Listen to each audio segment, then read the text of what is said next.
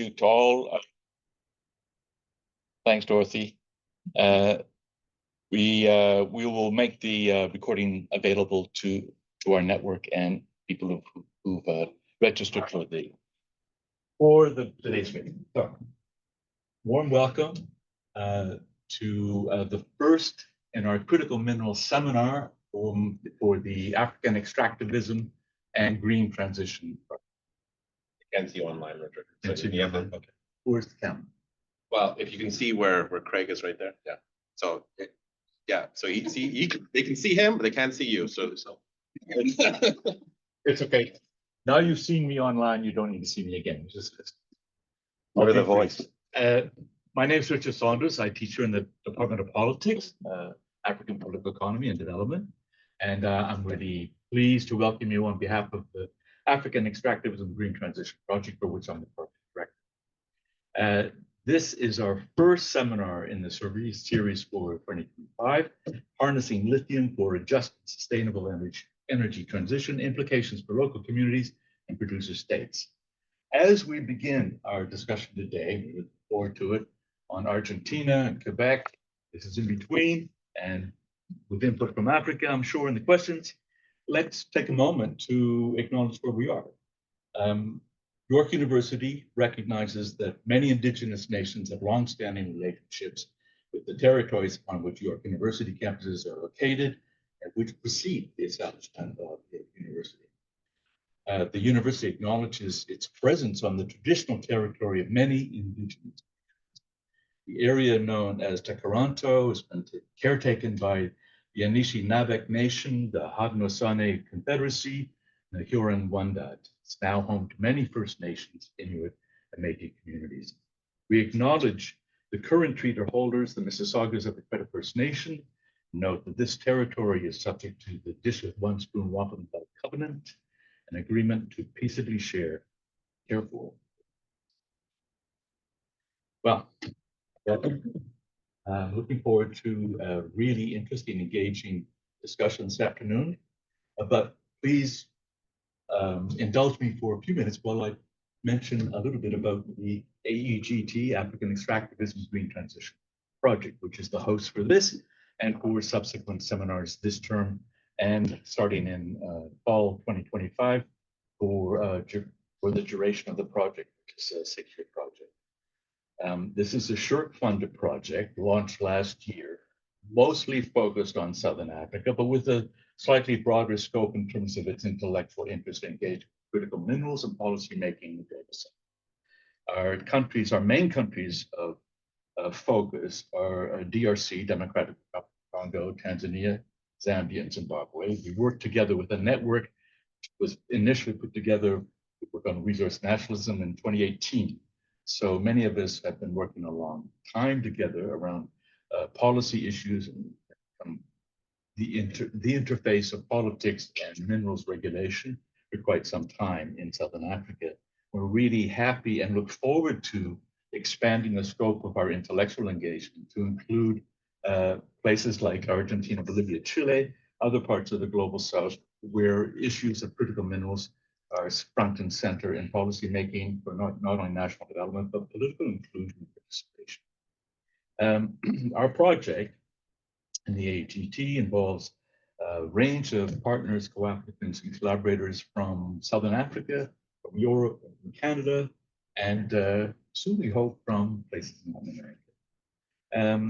We have 8 new research projects, freestanding research projects under the AGT, which were approved late last year, and they're now getting underway across the 4 countries in Southern Africa. Some will be working on ASM, artisanal small-scale mining, some on battery manufacturers and precursors and EU regulations, some on critical minerals and health. How do we leverage critical minerals in terms of better health impacts and outcomes? And others looking at questions of land security, food security, livelihood security, and critical minerals in rural areas. So quite a diverse scope of projects, and many of which and their themes intersect with some of the issues exploring this afternoon. So our key aims of the project are not only to produce rigorous scholarly evidence and fill some research and knowledge gaps, but to engage directly and indirectly with policymaking processes in Southern Africa. So part of our network are actually organizations which have helped to convene, organize, engage with rural communities, from rural communities and urban displaced communities who are engaged in the policymaking process and want to figure out how to use new knowledge on critical minerals and opportunities there to leverage broader development and social policy issues. So that's part of our. For further information on the African Extractivism Green Transition Project, please visit our website. It's gone live today with a few glitches, but it's still there. It's at aegt.ca. aegt.ca. There you'll find more information on our projects, on our broader scope, on our team members. There will be a subscription box you can click, and so you can make sure to be part of our newsletter. If you are, if you're more comfortable with social media, we're also on X, Instagram, and LinkedIn. So please follow us there. And of course, going forward, please attend and come to our seminars. We're really happy to have you here. Delighted to welcome our guests today. To begin with, I want to thank Dorothy Young, who is running the IT of the Department of Politics, Alex Carmento, who is the project manager of AEGT, and our team of really excellent York students, 5 students, many of whom are here with us today, but particularly Jessica Archibald, who designed the poster, worked really hard to get things moving on that. So thank you very much, and for all your other good work.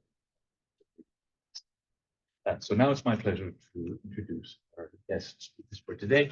It's my pleasure to introduce our guest speakers for today, beginning with Professor Craig Johnson, who teaches in the Department of Political Science at the University of Guelph. He's a specialist in environmental politics, international development, and agrarian change. And his work focuses primarily on the political economy of mining and a just and renewable energy transition. And Greg will be collaborating with our project in doing a comparative study of lithium mining in Argentina and Zimbabwe, which I'm very much looking forward to. We also have with us Professor Teresa Kramertz, teaches in the School of Environment at the University of Toronto. Her work focuses on the governance of extractive industries in the renewable energy transition, environmental accountability, and environmental partnerships led by international organizations.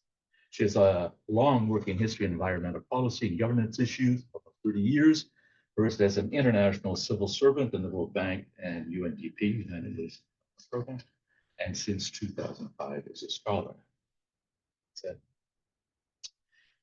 Next, Professor Don Kingsbury teaches in the Department of Political Science at UT, where his research interests lie in Latin American politics, being involved in LASA, and he has a focus on extractivism and decarbonization.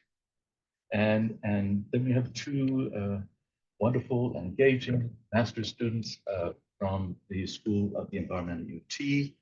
Miriam Shafto is a master's candidate, and her research examines the politics of lithium extractivism and indigenous consent in Argentina, Quebec. And sorry? Chile and Quebec. Oh, I'm sorry. Oh, forgive me. Chile and Quebec. I guess I won't be asked in these sermons. There are no Chilenos.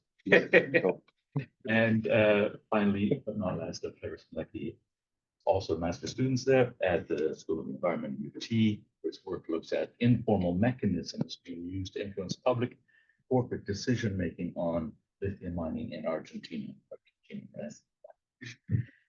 So welcome, everyone. Thanks for making the trip out to York and for the good work you've done, which is admiring already. I'm interested to hear about it. I'm not going to talk about what you're speaking to today. I'll leave this to Craig, but I'll just indicate briefly that the format will be 12 to 15 minutes per speaker. Then that should leave about 45 minutes for discussion from online and present. I can just a few housekeeping things. There's refreshments here, tea and coffee and food. There are are washrooms down the hall. The men's is down this way and on the other side. If you leave early, please leave through the back door because this one has security on. So please leave through the back door if you have to leave and use panelists. And that's all. So without any further ado, welcome. Okay. Thank you, Richard. Thank you, Alex, for inviting us to the first in the series of what I'm sure will be an interesting and enlightening and just exciting discussion around critical minerals and the energy transition. As we were discussing earlier, this is a very hot topic, hot space right now. And to be honest, it's a field that's hard to keep up with at times, both in relation to the academic literature, but also just all of the changes and transformations that are going on within kind of the mining sector around critical minerals and development. Today, I'm going to speak for no more than 12 minutes about just the broad contours of this project that we've been involved in since 2021. I'll just give you a sense of what the research is trying to do, what the questions are and main objectives, some of the main activities and the geographical scope, some of the main findings, but I would add that these are preliminary findings. We're in the second last year of a 5-year SSHRC Insight grant, and for reasons that I'll elaborate on in a few minutes, some of that research is still ongoing, and being that it's about mining, and mining can be difficult at times, or studying mining can be difficult, some of that research has kind of been delayed. But next slide, please, Alex, if you will. Okay, just to give you a bit of a background then on what we're doing here and what we've been doing. This is a research project that's been funded by SSHRC through the Insight Grant program. Runs from 2021 to 2026. And we're working in 5 countries around the world that are known for having large deposits of lithium. Not all of these countries, sorry, just back one more. Yeah. Not all of these countries are producing marketable or commercial lithium. And I think we'll get into some of the reasons for why that's the case in due course. But we're working in the so-called lithium triangle of South America. So Argentina, Bolivia, and Chile, which accounts for just over 50% of the world's known lithium. We're working in Australia, which is the largest lithium producer in the world, and in Canada as well, primarily in Quebec. We have collaborators at the universities of Guelph, Toronto, Sydney, Santa Barbara, University of California, the Universidad Mayor de San Andrés in La Paz, Bolivia, and now York and the University of Salta in Argentina, as well as other kind of collaborators that are too many to mention right now. As with any SSHRC project, there's a large emphasis on knowledge mobilization and student collaboration. And I'll say a bit more about the nature of our collaboration with graduate students in Canada and abroad in a few minutes. And I would add too that all of this has gone through Tri-Council research ethics approval to kind of frame and adjudicate the research we're doing with living human beings being affected by the contemporary surge in demand for lithium. More information, by the way, we have a website too if you want to learn more about the team, about some of the publications and the areas we're working in. You can go to lithiumfrontiers.com. Okay, next slide, please. Okay, broadly speaking, a central aim of the research is to understand and explain processes of consolidation and contestation over lithium extraction in 5 of the world's key lithium-bearing frontiers. And our understanding of consolidation in this regard reflects both I think the more kind of popularized understanding of consolidation in capitalist market economies. So the ways in which major multinational corporations in this context are strategizing both with producer countries, but also with one another to gain advantageous positions within the lithium sector. And these are just three stories from the Financial Times around some quite remarkable consolidations that have happened just in the past 12 months in the lithium sector, involving companies like Rio Tinto, Albemarle, which is the world's largest producing lithium company, and another Chinese producer. But we're also interested in the contestation of these processes and how they play out on the ground in these 5 different countries. I think we'll all have something to say about that in a few minutes, but particularly interested in looking at the mobilization of political actors and interests in a context of competing claims over the development of lithium-based derivatives.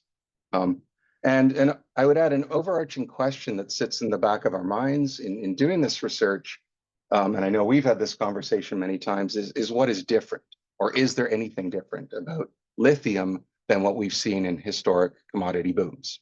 And I think we're certainly at a stage in the research where we could say that there are many politicians, government officials, businesses in South America that are very concerned about that question itself, fear of being replaced, the fear of the technology moving on from lithium-ion batteries, concerns about resource dependency and the extractivist curse. And so we've got, I think, a number of insights that we'll be sharing today on how thinking about extractivism is changing within this context. Specifically, though, we ask 4 central questions about lithium politics in these 5 countries.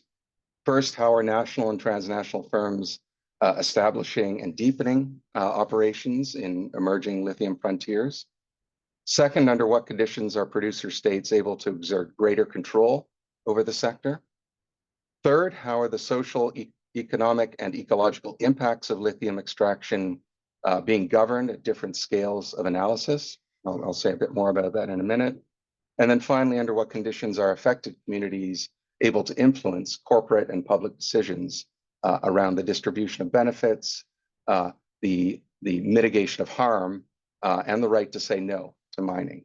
And just a spoiler alert, the findings that we have on this, unsurprisingly, are not that positive, that there is not a lot in the way of supportive, enabling legislation or systems of rights that are being respected in a way that would give communities the ability to say no. Okay, next slide, please. So as mentioned, we're working in 5 countries. Just to give you a sense of where we're at in the research, we've now completed field research in Argentina, Quebec, and Chile. All of these areas we're focusing on emerging lithium frontiers. So our work in Chile, for instance, we're not focusing on the Atacama salt flat, which has been the primary source of lithium production in Chile. We're focusing instead on Maripunga, a much smaller salar or salt flat that is now becoming sort of the next frontier in Chile's changing political economy of lithium extraction. Australia and Bolivia, that research is still ongoing. We're working in Western Australia and Western Australia in Australia. Bolivia, our research there, that's what I was referring to a few minutes ago. That's where events on the ground, I guess you could say, are affecting our ability to undertake research. So there's an election happening this year. The ruling party, MAS, is deeply divided among 2 leading figures within the party, one the sitting president. And lithium is actually at the heart of many of these conflicts, particularly as they play out at the national level, but also between kind of producing departments like Potosí and La Paz. And so no surprise there, it's become very difficult to do empirical field research on these questions. And I think Teresa will talk a bit more about kind of the nature of state-led development in that context, but very difficult to interview state-owned company when the state itself is being compromised by these kinds of extractivism. Last but not least, as Richard mentioned, we'll be embarking on a smaller kind of extension of our research, comparing Argentina and Zimbabwe in the coming year. And that will be focusing more on community level distribution of benefits and influence over extractivism in that context. Next slide, please.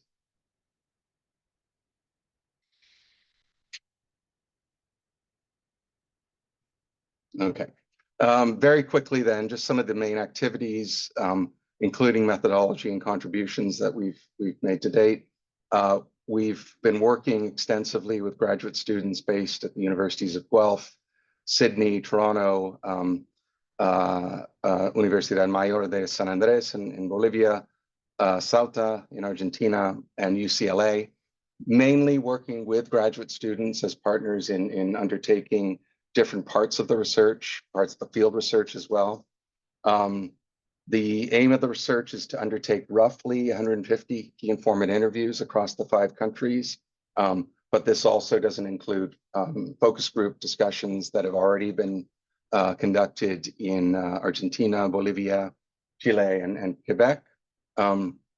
Alongside focus group discussions, we've had extensive community workshops in Bolivia and Chile in 2023 and 24. There's a picture from a meeting we had in Uyuni in 2023 on the screen behind us. And here, kind of, again, given the sensitive nature of extractivism and the uncertainties around mining and the lack of transparency, certainly in the Bolivian context around mining and development, it's been really important, I think, for us to develop relationships of trust and also to have conversations with stakeholders and communities that are directly affected by extractivism in this context. And here, working through UMSA, the university in Bolivia, we've had the good fortune, I guess, part of the Bolivian story is we've had very good access to communities and stakeholders by virtue of the fact that our partners have been working here for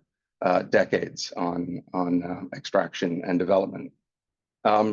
Very quickly, too, we've had a few early peer-reviewed publications coming out of this on transnational accountability mechanisms that are operating at the international level, mainly voluntary standards being used to try to certify or to verify what lithium mining companies are doing in relation to health and the environment and human rights.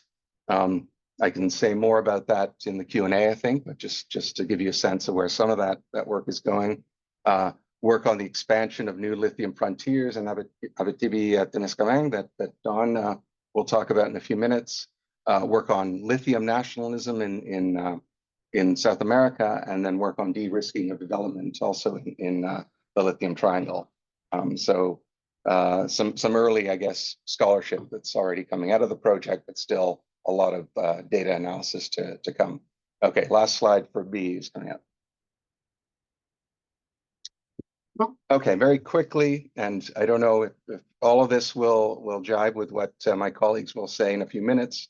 Some of the key findings, though, that I've certainly taken away from early discussions and analysis and writing, with few exceptions. So Bolivia, Chile, Quebec to a degree might be exceptions here.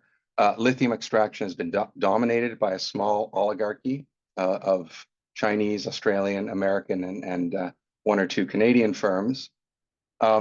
Opportunities for exerting greater control over the sector through backward linkages, through taxation, royalties, other fiscal policy instruments, in many cases remain structurally and historically constrained by the institutional legacies of economic nationalism. So that's something we talk about in one of our articles. I don't know, Teresa, you might be getting a little bit into some of that in the de-risking article that you'll be talking about, and also social mobilization that varies enormously across the 5 states. Mechanisms for governing the social and environmental impacts, as I mentioned, of lithium extraction are limited and minimal. Limited transparency, although it does vary. I'd say Chile is better than Bolivia in that regard. It's not a hard comparison there. Quebec is better than Ontario, I would say. But little, if anything, in the way of FPIC, so free, prior, and informed consent. I haven't seen any examples of that in any of my interviews or any of our discussions, and I'm seeing a head being shaken here from Miriam, who will present too. And that's a really important finding, I think, because if we care about human rights, we care about giving affected communities the right to have a say, including the right to say no to mining, then it's concerning that it is really just not on the radar. With few exceptions, the EU battery regulations being one notable example of an exception, transnational accountability mechanisms have been limited primarily to private and voluntary standards that are more concerned really with managing reputational risks of companies than they are with regulating or reducing social, ecological, and economic harm.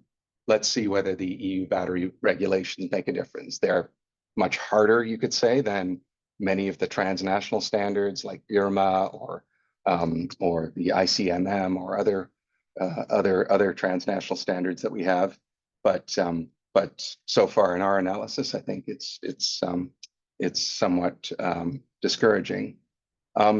Looking at that question around communities' ability to influence public and corporate decisions, here too, opportunities to influence decisions around lithium extraction and around justice and what is the just or what is the energy transition have come in the form of mainly ad hoc benefit sharing agreements. So these are quite common in Canada in the form of impact and benefit agreements.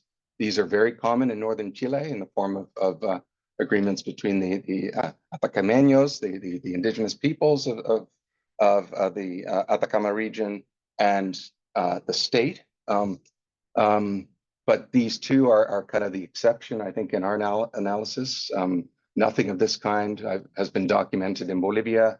I don't think really as much in Argentina. And political resistance to mining projects. So that's something both Miriam and Ferris will be talking about in a few minutes, is much more of kind of the norm. And then finally, with few exceptions, firms and states, both transnational and national states, have been very effective at isolating communities through things like CSR, through impact and benefit agreements, and other material inducements. And in doing that, mitigating as opposed to managing dissent. And one of the most interesting, I think, examples of that, and that it's still a bit early for us to kind of share too much on this, but there is a bit of a gap in the literature, is Western Australia. This is one of the biggest lithium mining frontiers on the planet. But we've been racking our brains for the last 2 or 3 years to find much in the way of a substantive literature on resource conflict over mining in that region. Might be because it's much less sparse, it's much more sparsely populated than other places like Uyuni, for instance, in Bolivia. But here the ability to manage and mitigate dissent, I think, is a really important thread and I think an area that we'll explore further in the analysis. Okay, there is one more slide, but it's just a segue to everyone who is going to follow me. So next to speak will be Miriam, and then Ferris, and then Teresa, and then Dawn. So I'll hand the floor over to Miriam. Yeah. If you can see it, try to get in the camera so it's not just a voice in the background talking. Your slides here with your notes. Like if you made the slide bigger, some of the writing is. Are people having difficulty seeing the writing? Online, it's on their desktops. The voices. I'm gonna go get Dorothy and get a mic. Is this okay? Can you guys hear me? Okay, I'll just try and project. Okay, so let me just set up a timer because I am a yapper sometimes. All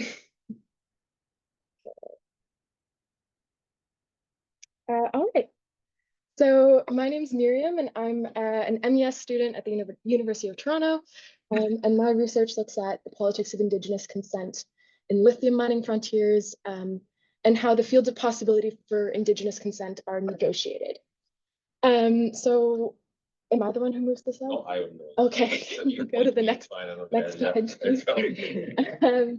So, I mean, Craig kind of already went over a little bit of this, but the basic kind of background is that renewable energy technologies are mineral intensive. They require, lithium and other critical minerals to a pretty significant extent. And so there's a huge increase in demand projected for lithium by around 4,200% by 2050, which is kind of an insane increase that is projected. And so in this context, there have been a lot of sort of critical mineral resource nationalisms emerging in different countries, which are framing lithium as a national opportunity, a security issue, or something very necessary for sustainability and climate adaptation.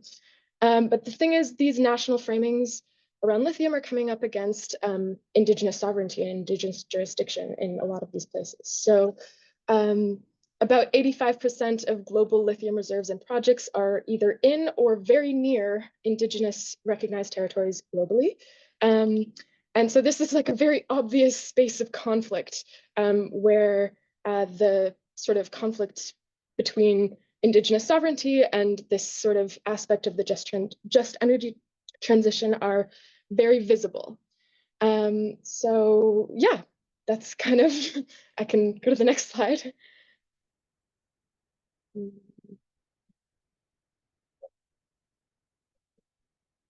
So my research objective was to sort of understand Indigenous consent processes as spaces where the conflicts between sort of Indigenous efforts to assert and enforce their own sovereignty are coming up against the climate targets and things like this. And so my objective was to examine how national frameworks governing lithium extraction and Indigenous consultation shape the field of possibilities for Indigenous consent and self-determination in the energy transition. And my specific questions were, what counts as consent to energy transition mining projects from the perspectives of the state versus from the perspectives of Indigenous communities?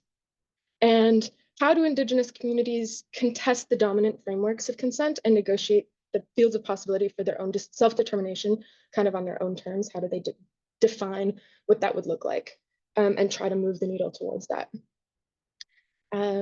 So can we go to the next slide, please? It's still quite it's pretty quiet from the back here. I'm gonna have to get a mic. Maybe Richard, you're gonna have to take over for temporarily. Sure, I can. Yeah. Should I wait? Should I keep? Okay. So my theoretical framework, I look to combine the sort of critical Indigenous resurgence theory with the various literature on participatory spaces, so power in participatory spaces.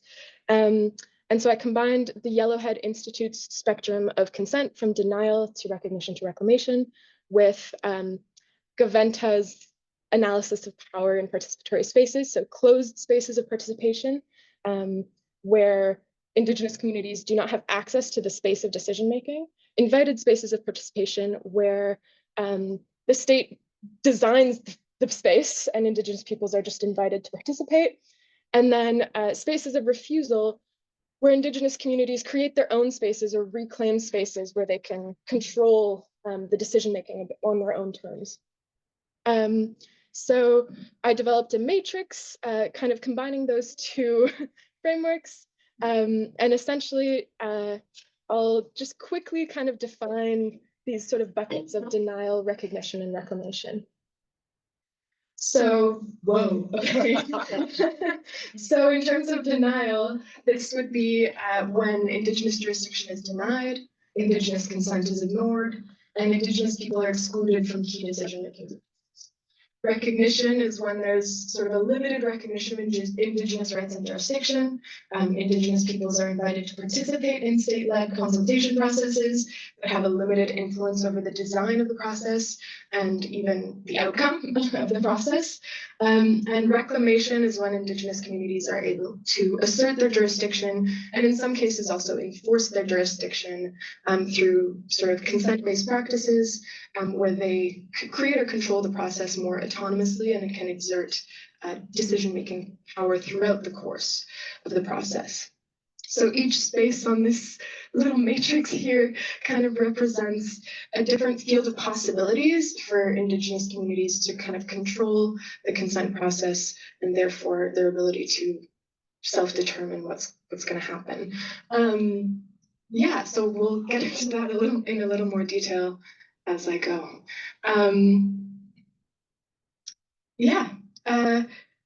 I guess we can move to the next slide.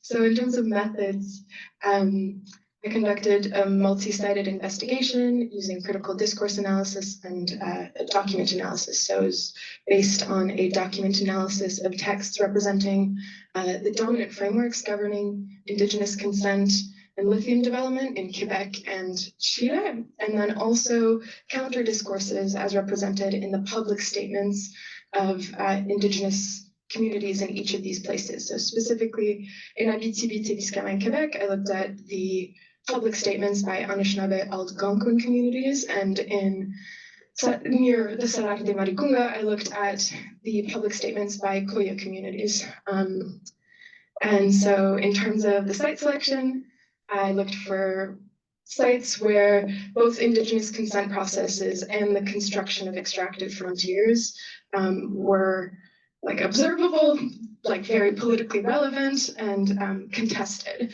And I ended up choosing Abitibi and Salar de Maricunga because Chile is an established lithium producing state trying to set up a new frontier in the Salar de Maricunga, while Quebec is one of the most advanced North American jurisdictions in terms of an emerging lithium frontier. So that it would be relevant to look at that kind of different dynamic in terms of what the producing state is trying to do and how that's coming up against Indigenous resistance. So I collected, yes, thank you so much, Alex. I collected a pretty large set of documents, but ultimately analyzed a smaller, more document set that was representative of more typical discourses of the state, for example. So in terms of the official documents representing the state's governing frameworks, I looked at the Decreto Supremo 40 in Chile, which governs the environmental assessment process for mining projects. I also looked at the original consultation policy specific to the mining sector in Quebec, which is a specific document that they have. And I also looked at the critical mineral development policy in Quebec and the national lithium strategy in Chile. Then in terms of selected texts from Koya and Algonquin Indigenous communities, I looked at media releases, public statements produced by Long Point First Nation, Lac Simon First Nation, and Abitibi First Nation in Quebec. And then I looked at documents produced by the National Koya Council and the Payote community in around the Salar de Maricunga. And I conducted a critical discourse analysis. So I used an inductive coding process and looked at the internal and external relations of the text, and then proceeded with the interpretation of the data. So really did a lot of background research on what was the context of the production of these texts, and so to better understand the conflicts and contestation within them. You can go to the next slide. Thanks, Alex. In terms of findings, I have sort of three main big takeaways. Firstly, the dominant frameworks governing consent and consultation in both Canada and Chile were to restrict the possibility of withholding consent. So there may be possibilities for having a little more control over the conditions of a project being approved and things like that, but the possibility for actually withholding your consent is restricted quite significantly by both the Canadian and Chilean national frameworks governing consultation. And actually consent is completely not really a thing in either case. It's basically not even, in Quebec, it's not even mentioned once in the Aboriginal consultation policy. So that's, not really surprising, but very unfortunate. And the second main takeaway is that the green extractivist discourses present in critical mineral development plans closely interact with consultation and recognition frameworks and actually further limit and tighten the boundaries on how much sort of leverage communities have in these spaces of consultation. So they make it more difficult for these to kind of have agency in those spaces, and I'll explain that in a little more depth as I go. The last sort of key takeaway was that even in these contexts, Indigenous communities negotiate their own jurisdiction both within and against the state, often combining a lot of different discursive and practical strategies to maintain their assertions and sort of attempts to enforce their own sovereignty. So yeah, I'll get into some of the more specifics there. So in terms of the sort of official story of consent that is told through the dominant frameworks, so the lithium strategies and Aboriginal consultation policies and such of the states, there's sort of four main kind of spaces that I kind of identified. The first is denial through exclusion. So this is when Indigenous communities are excluded from the earliest phases of decision making. So mining exploration and prospecting. This is pretty typical in most mining jurisdictions, actually. So it's not like super shocking, but basically in Chile, for the exploration phase, you only need this thing called a DIA, Declaración de Impacto Ambiental, which does not require Indigenous consultation. And for the initial phases of exploration in Quebec, you also don't require Indigenous consultation because the state determines the impact is not significant enough to require consultation. Secondly, denial despite inclusion. So this is the idea that even when the state recognizes Indigenous rights, it always reserves the right to infringe on recognized rights in exceptional circumstances where it can justify its infringement. So in Canada, that manifests in the duty to consult through this idea that there's no duty to reach agreement. So the state has a kind of spectrum of consultation where they decide what counts as when certain types of accommodations are necessary. The community itself has no say over whether or not they're deserving of a certain type of consultation, of a certain degree of consultation. In Chile, there is actually one specific circumstance in which the state is supposed to obtain consent, and that is in the case of relocation of a community. However, even in this situation, they still reserve the right to do it without consent if they can justify it. And so they also always reserve the right to infringe there. And if they have a justification for demanding a community be relocated, theoretically, they can just do that. So again, in both contexts, there's supposed to be an objective to reach agreement. In Chile, the objective should be to achieve consent, but there's no obligation to actually do so. So in practice, consent is not really something that happens. I'm just going to whiz through everything else because I'm coming closer to the end of my time. In terms of another kind of couple of ways that this that the dominant framework sort of restrict consent is through setting boundaries by limiting the scope of the duty to consult in Canada and in Chile as well as through, in Quebec specifically, the promotion of limited spaces of inclusion. So that would be, for example, by heavily promoting in Quebec impact benefit agreements as going above and beyond the duty to consult. So they're framing this as like sort of the be all and end all of consultation, but actually it falls like way below FPIC and the established international standards. So it's kind of, yeah, a bit of a misleading thing, but they're heavily promoting these sort of limited spaces of inclusion. In terms of the restricting influence of green extractivist discourse, this happens through a combination of concepts of the indispensability of lithium and the discourses around national opportunities. So this happens differently in Quebec and Chile. In Chile, it's more through kind of neo-extractivist discourses of development, like this is going to be different opportunity for us in terms of development. We're going to be able to break away from historic trends. In Quebec, it's more around kind of this combination of like green prosperity and kind of sometimes security as well. And really this idea of the indispensability of lithium to the green energy transition. And there they combine this with this idea of mutual benefit for Indigenous communities, especially through access infrastructure, such as roads built to remote regions and things like this. But this kind of obscures unequal power dynamics where the state is like passively underfunding communities while aggressively funding lithium development. So that's kind of what's going on in terms of the green extractivist discourse and how that interacts with the consultation policies. In terms of the kind of unofficial story of consent,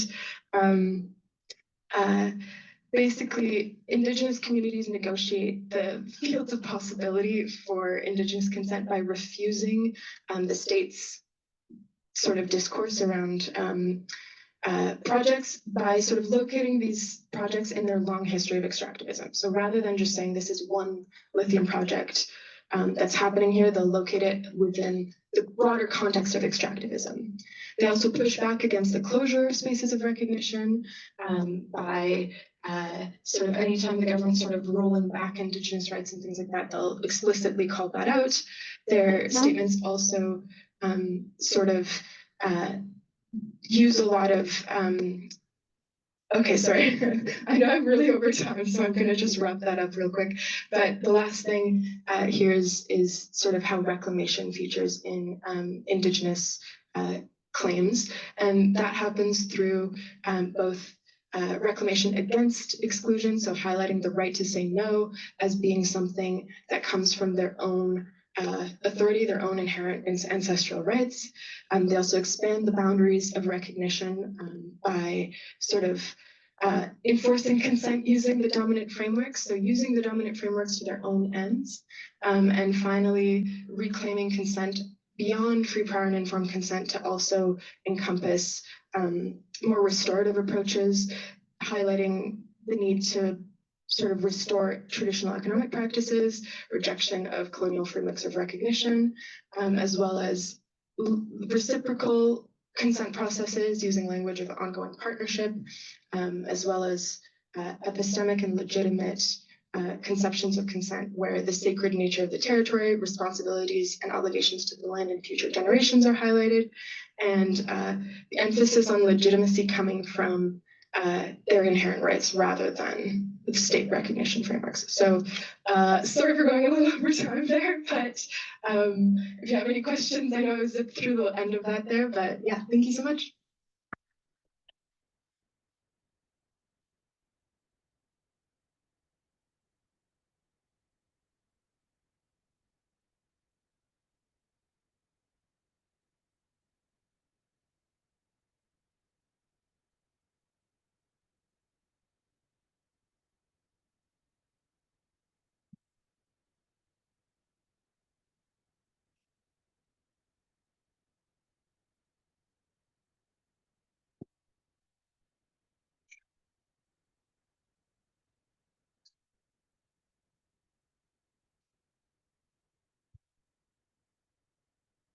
All right. Oh, that's awkward. Okay. Hi, everyone. My name is Faris McClay. I am on the same project as Miriam, and I focused more on lithium extraction in Argentina.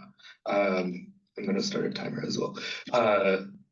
I specifically looked at Salinas Grandes, which is the country's largest sulfide, and a pretty remarkable case of how 33 communities surrounding the sulfide were able to come together, unite, and mobilize against lithium extraction. And to date, no lithium has been extracted on their land in their communities, but it's been quite an interesting story of how they got there.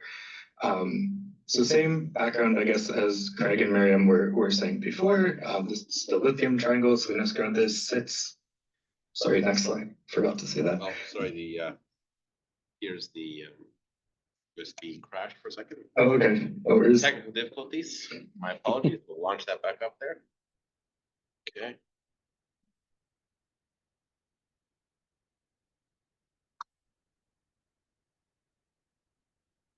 Had that happen before.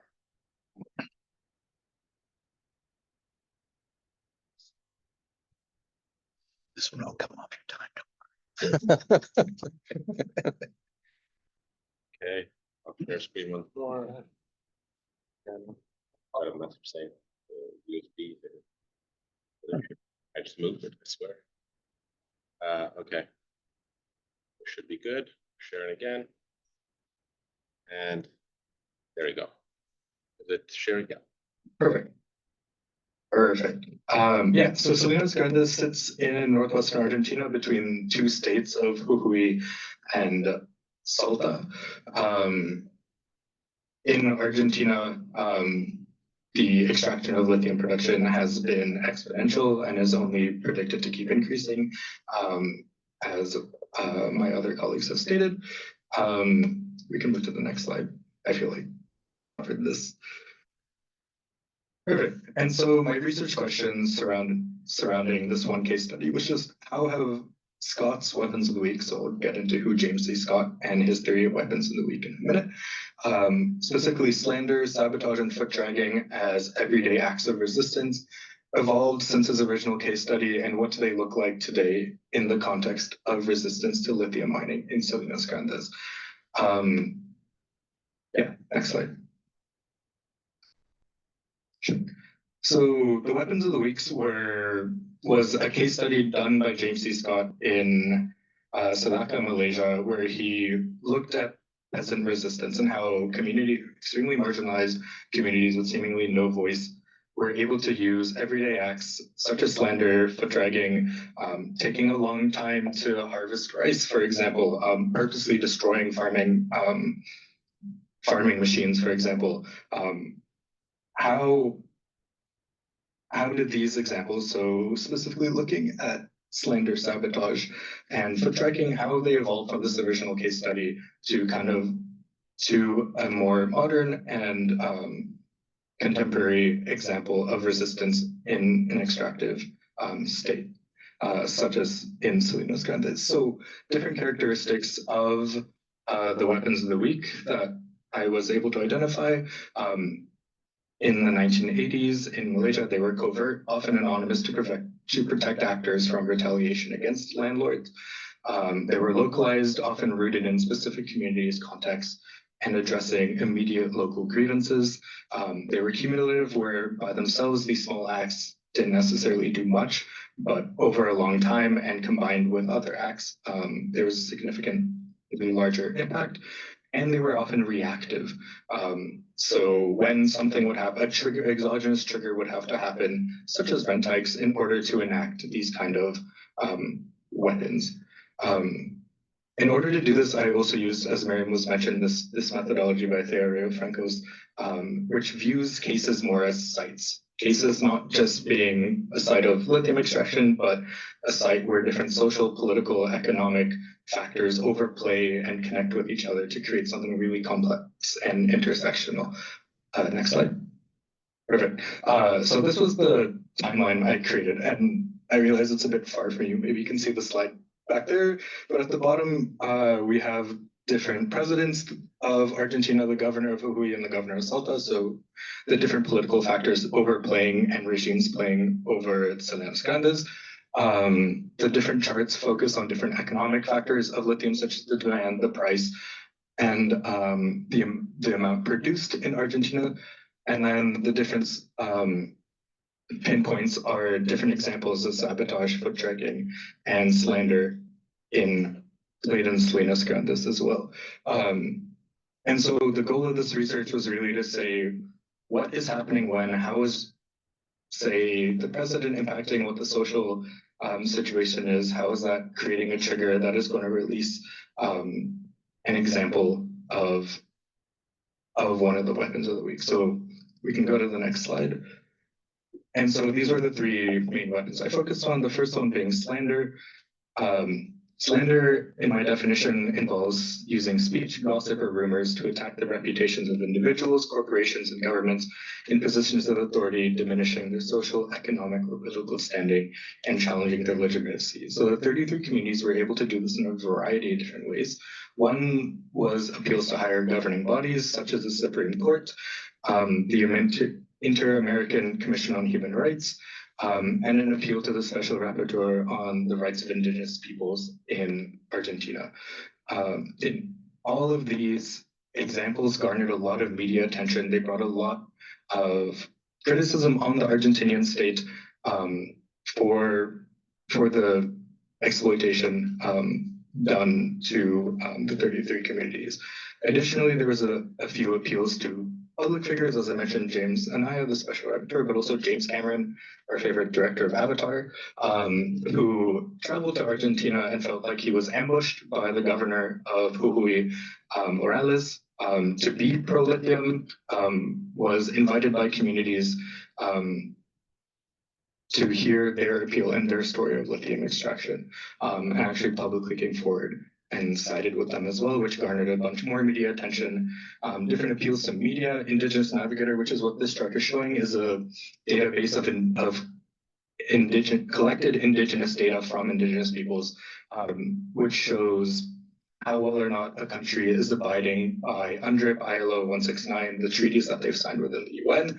Argentina, as you can see in red, is vastly far behind the average of South America. And then also, Cortes de Rutas Informativos, informative roadblocks, which are roadblocks done in protest around Salinas Grandes, where there's a perimeter of highways where the 33 communities are stopping tourists, they're stopping drivers and informing them of their message as well, which they can then take back to their home country. So kind of spreading this message. Next slide. Sabotage was another weapon of the week that I focused on a lot more. I think this was the main crux of my thesis as well. So I defined it as a form of temporary nonviolent resistance that involves destroying or obstruction of property or access to ultimately reject quiescence and delegitimize the status quo imposed by exploitative forces. The main case study, or the main example that I looked at here again, were roadblocks, which I noticed one were used in response to exogenous triggers. So the three, they were on the timeline as well. I didn't focus too much on them. But one was between 2010 and 2011, there was an initial opposition to lithium exploration. So imagine waking up one day and someone's just trying to open a mine in your backyard is essentially what happens. So immediately the 33 communities came together, they mobilized and started having monthly meetings, but they also created roadblocks in opposition. And they were able to stall for quite a while and get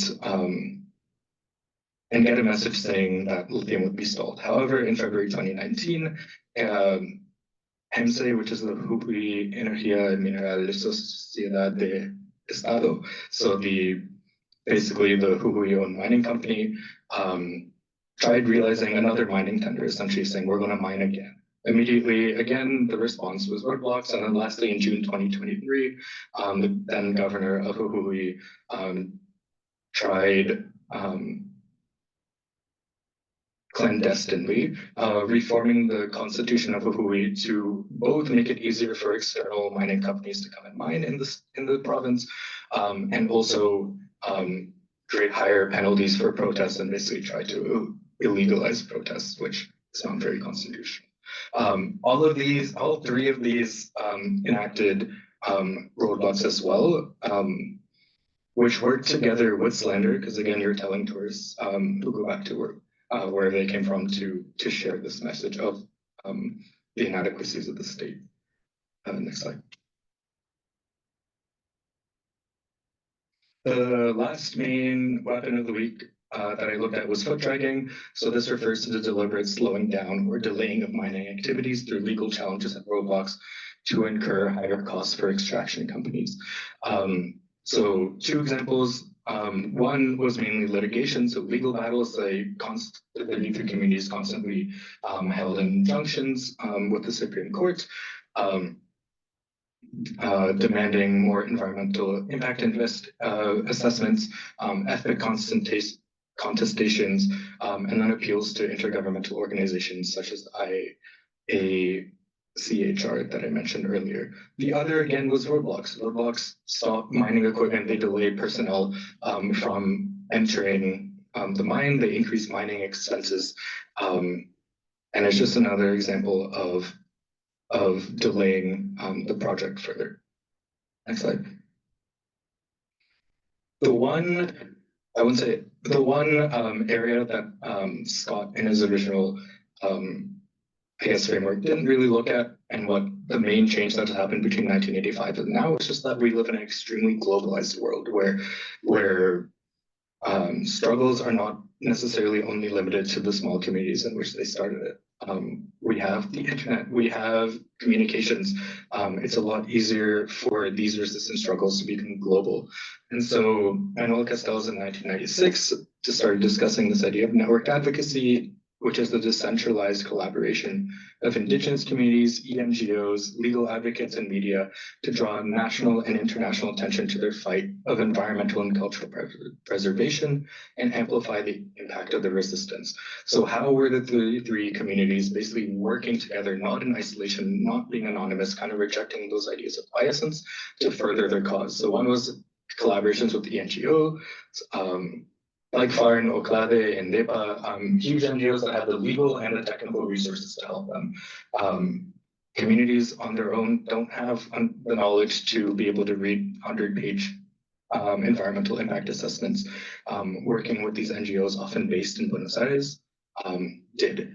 Again, these NGOs also provided legal support. So there's 3 lawyers, Alicia Shalabe, Rodrigo Sola, and Franco Aguilar, which helped create these injunctions with the Supreme Court, which helped bring them to the International Association of the Human Rights Commission.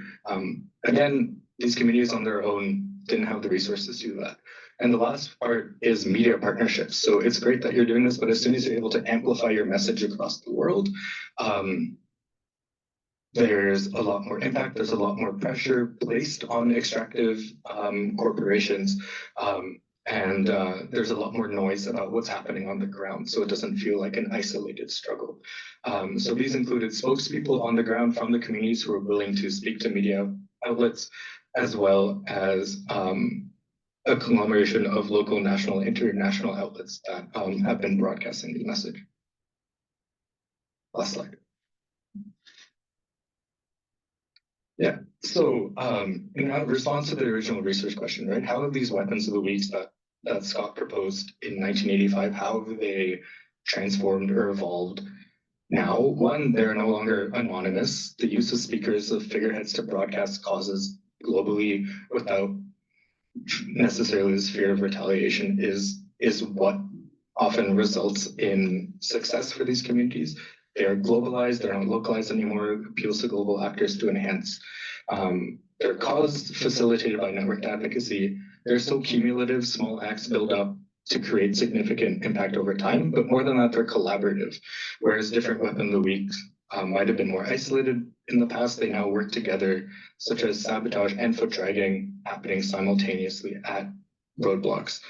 They're still reactive, responding to exogenous triggers, such as policy reforms, the constitutional reforms in 2023, and most importantly, they're networked and amplified by digital tools, allowing slow resistance to gain visibility across the world. Yeah, that's it.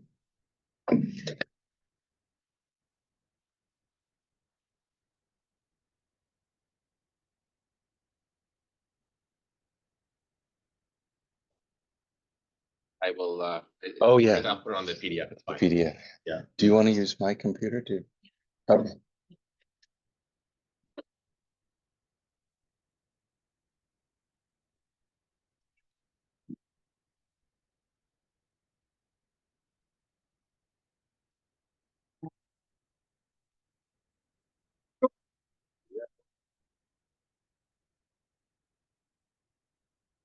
Great, thanks very much. And I will try to be cognizant of time.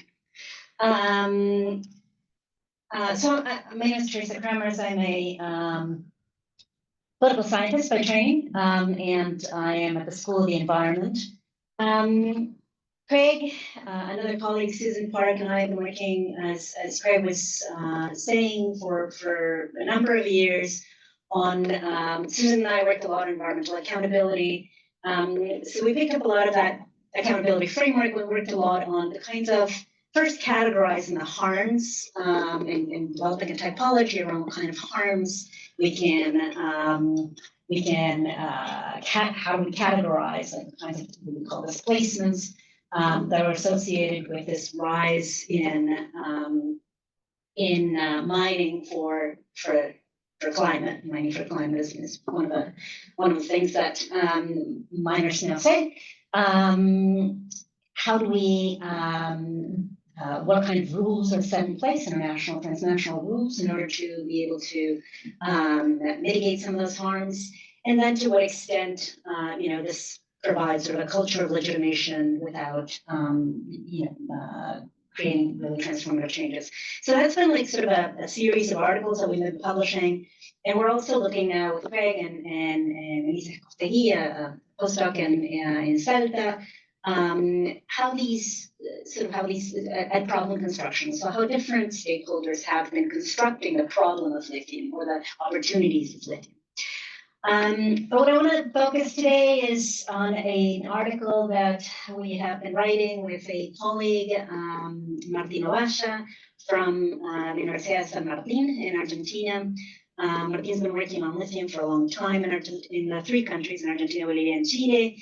And we want to make inroads in a literature that's not typical for Global South to be dabbling into, and that is the literature of, not the word dabbling, the literature of de-risking. So we wanted to, most of the literature of de-risking, I'm not sure how many of you are familiar with de-risking climate finance. It's a literature that's much more prevalent in the global north, and it's really about thinking through government strategies to attract private investments to the energy transition in the global north. So sometimes this is called the big green state. You might, some prevalent examples are the IRA, the Inflation Reduction Act, putting in a lot of money, government money, in order to mobilize private sector investments into green assets. That's been the traditional definition of de-risking. But our contention has been that this is all well and good, but these solar panels don't just land into on our roofs, and these wind turbines don't just appear in the middle of campuses, and these batteries don't land inside of our Teslas. Well, I don't know, but they're actually attached to a much longer global production network. And so that any literature on de-risking climate action in the global north has to be cognizant of what is going on in this global production network. So our question really is to highlight how this literature is kind of overlooking the globalized nature of these networks and asking questions about what does de-risking actually look like from the perspective of the global south. Sorry, I forgot I'm not.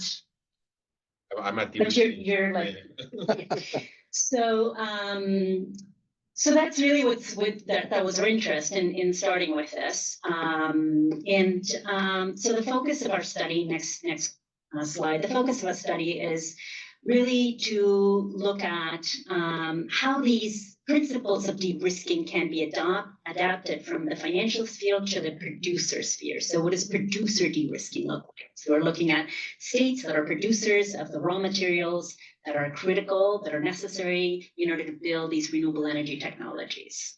We focus on lithium because that's our project, and lithium's actually quite an emblematic critical mineral, and also very difficult to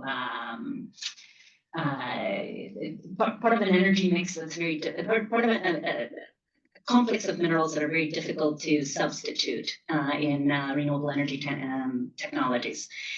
So we are looking at how we extend the concept of de-risking beyond finance to these suppliers, And we are looking at what kinds of policies, how these states perceive risk, and what kinds of policies we implement in order to mitigate risk. So next slide. So I'll talk a little bit about our analytical lens. So how do we think about how the three cases that we focus on, Argentina, Bolivia, and Chile, how do they perceive risk? First, how do they perceive what is the opportunity of lithium? What is the risk of lithium? What are the goals that strategies should have in order to mitigate these risks? And what are the strategies that can be put in place in order to realize these goals? And we find very different strategies, of course. The governance of lithium in Argentina, Bolivia, and Chile is quite different. And so we want to investigate what's behind that difference. And so we adopt a historical institutionalist approach to try and understand what are the sequences, the historical sequences that led to different institutional spaces to be able to govern lithium in particular ways, and the decisions and what those strategies look like. And I'll talk specifically about three models: the big lithium state, the small lithium state, and what we conceive as the partner lithium state. So maybe the punchline is, Bolivia's big and Argentina is small, and Chile is the partner state. But let's get into the background of that. So the next slide, beautiful.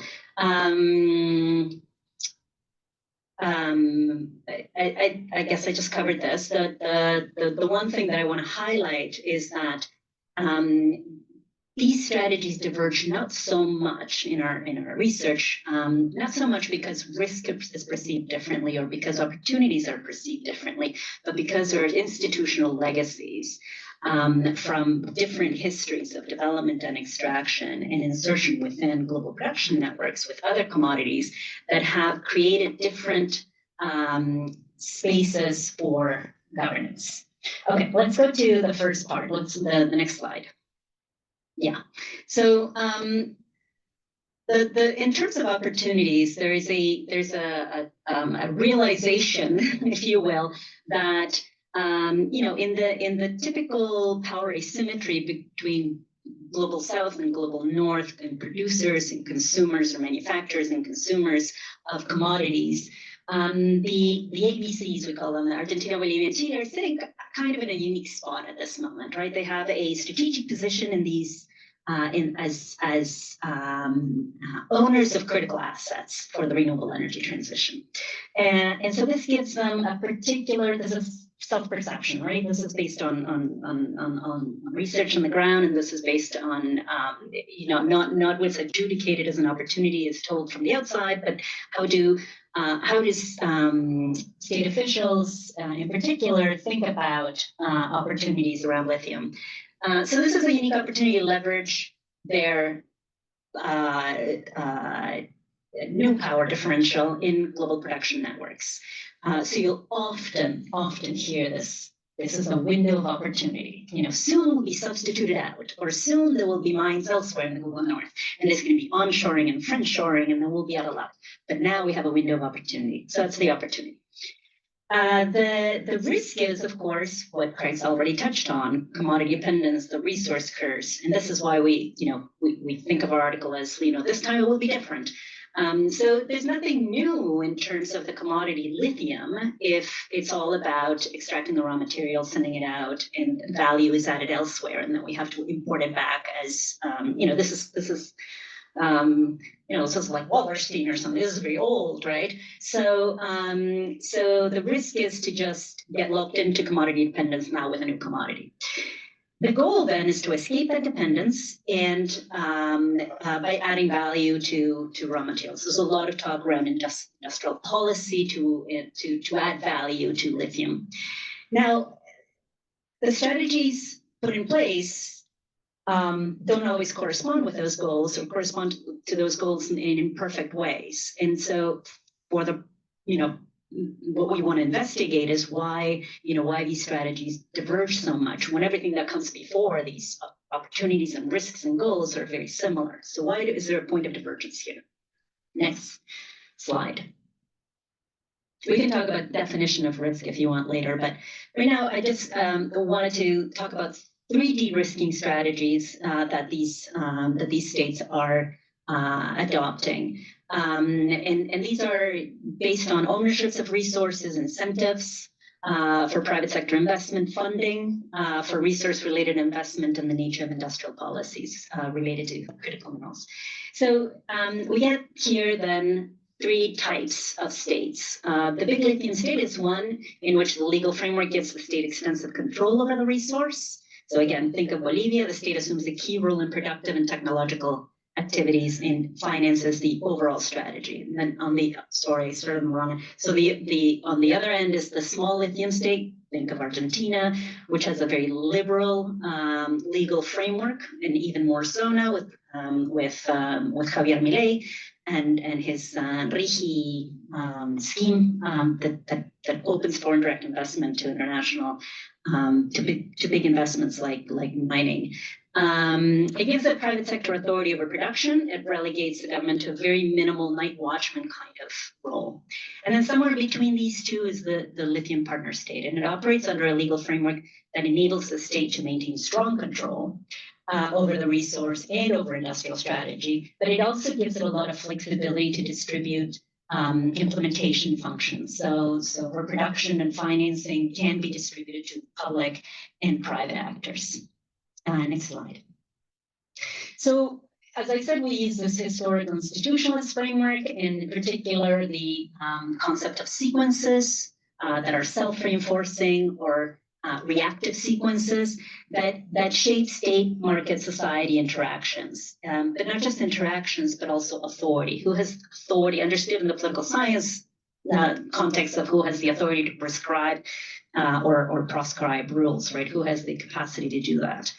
So we make a big pitch around how history is really relevant to any explanation of the present to try and understand this divergence between strategies.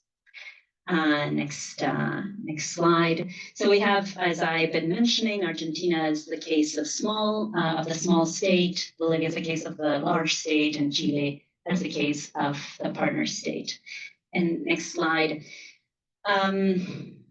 So I'm not going to go through all this because we're limited in time, but I just wanted to highlight that we process trace some key sequences that were both reactive and reinforcing in moving the state towards a position that it occupies.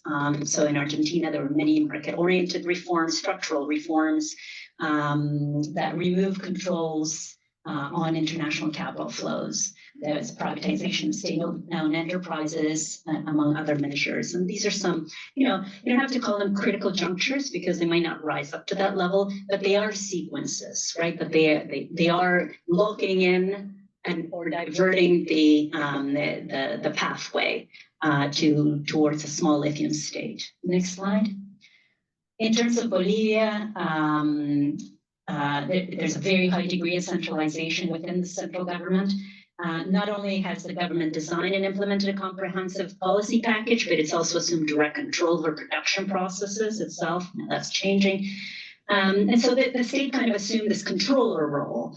And there are a number of key sequences that brought Bolivia towards that. And it hasn't been linear, right? That's why I talk about like reactive and reinforcing. So Bolivia has, in none of these cases has there been a linear history towards what we see today.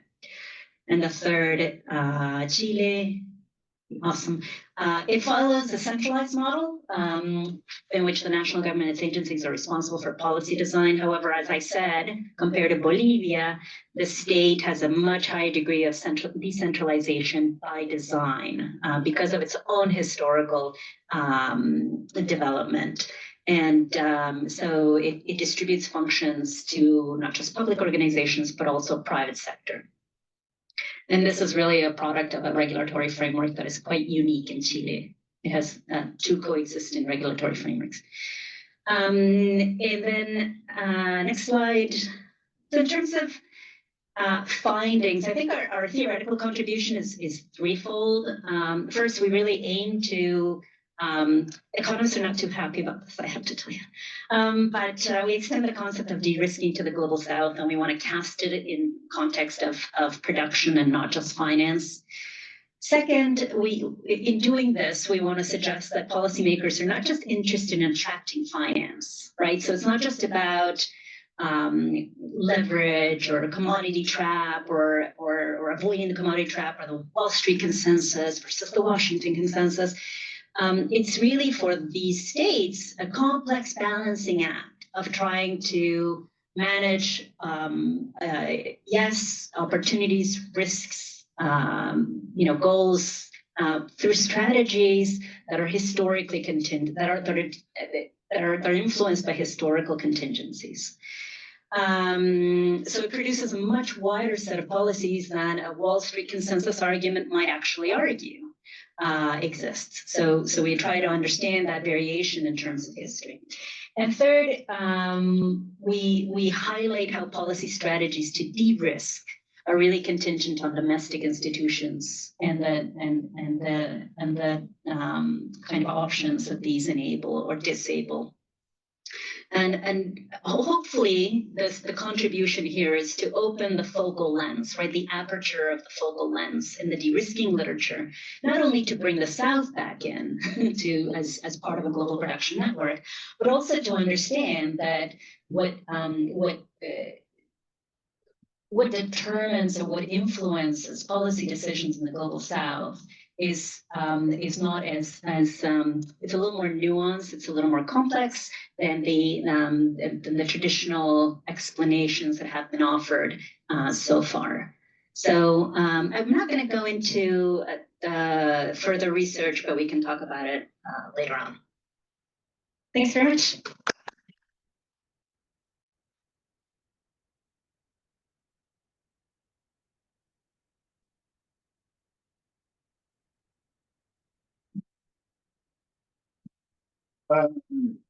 Hi. It's nice to see some familiar faces and some familiar names on the eerily familiar list of blank screens on Zoom, flashbacks to the pandemic.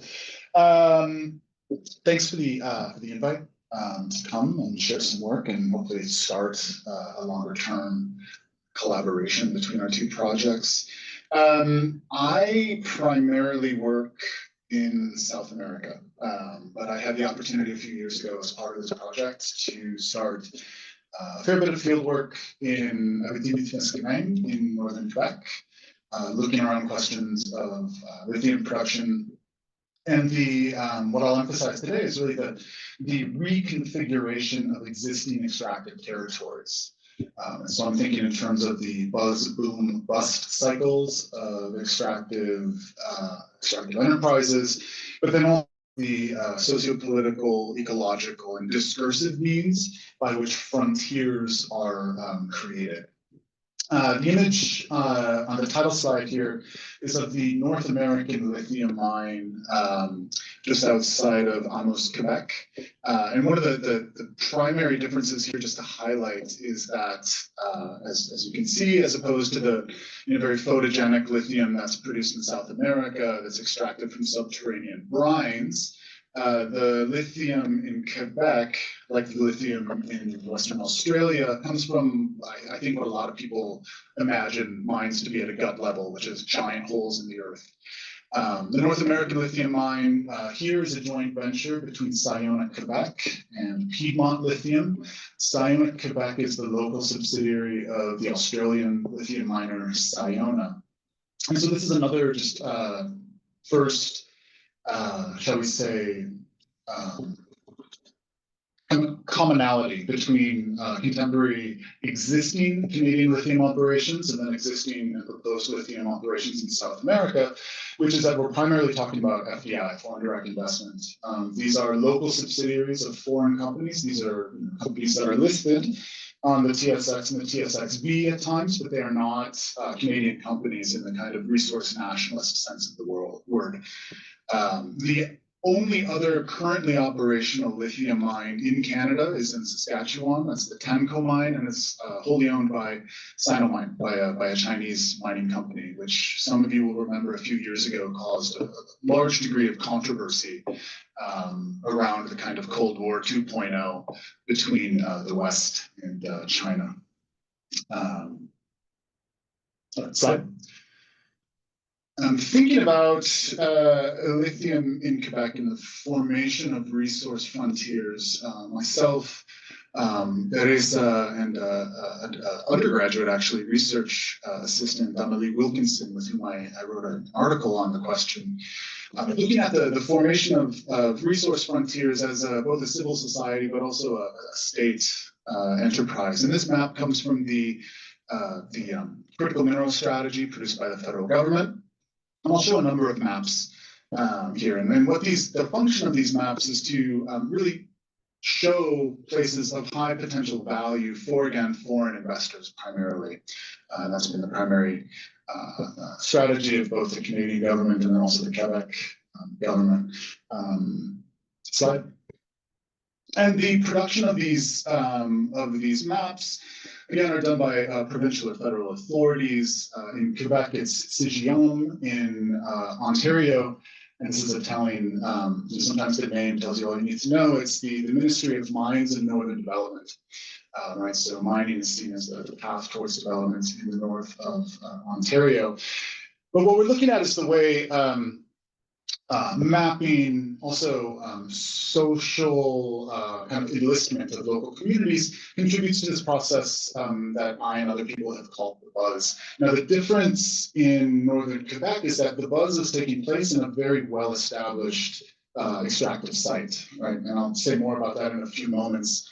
But another commonality then that we see in Quebec, as well as in South America and Australia, is that these are by and large existing mining jurisdictions, where you have existing infrastructure as well as a collective sense or a collective identity identified with mining, with extractive industries.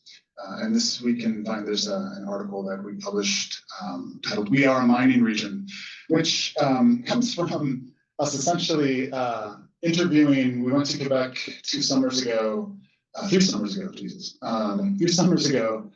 and heard from mining company executives, from local officials, from opponents of mines, and from First Nations residents and representatives that we are a mining region. It's just a constant refrain. But every stakeholder, every person had a very different interpretation of what that means. Right? And this is, again, part of the buzz that precedes a mining. Is a moment where these identities as a mining region get reconfigured over and over again. We're a mining region, therefore resistance is futile. We're a mining region, therefore, of course, we're going to mine. We're a mining region, and therefore, this is part of our past, present, and future. Slide.